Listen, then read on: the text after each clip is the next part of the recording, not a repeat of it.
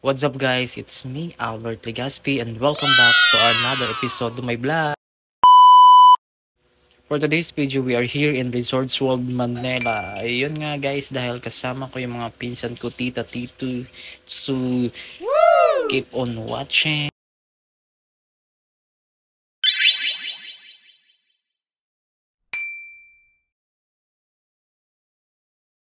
So ayun nga guys, pinasyal ko muna yung mga pinsan ko dito sa Resorts World Manila Newport Mall. So umakyat kami dito sa taas ng first floor kasi napakaganda dito pagtingnan. So ayun, nakita niyo guys yung pinakamalaking Christmas tree dyan. Oh, the giant Christmas tree. It's so nice and very elegant thing. Kasi nga magsusundo kami ng husband ng tita ko. So ayun, nag-stay muna kami dito sa taas ng first floor dito sa Resorts World Manila. So napakaganda talaga dito. It's elegant tingnan. So ayun, tumagos kami dito papuntang another side.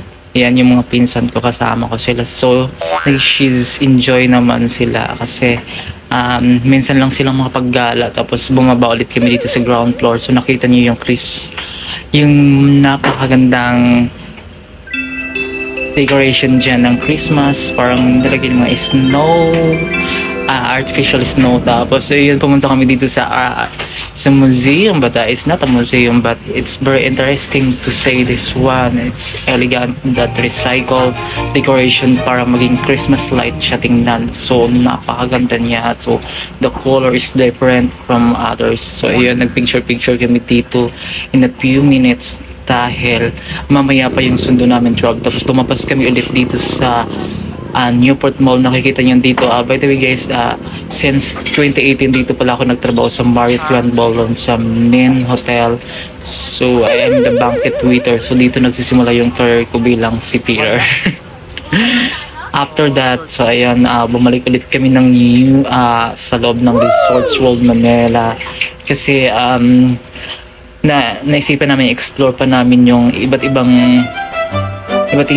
view. Tapos ayan, pumasok ulit kami dito sa pinaka main hotel ng Marriott Manila Hotel. Tapos after that, tumagos ulit kami dito sa Hilton Hotel. So napakaganda din ang view dito nila. Meron silang mga picture dito na pwedeng mapagkaroon ng very interesting picture na ayan, nakita niyo yung napaka-animated na video na yan na parang totoo.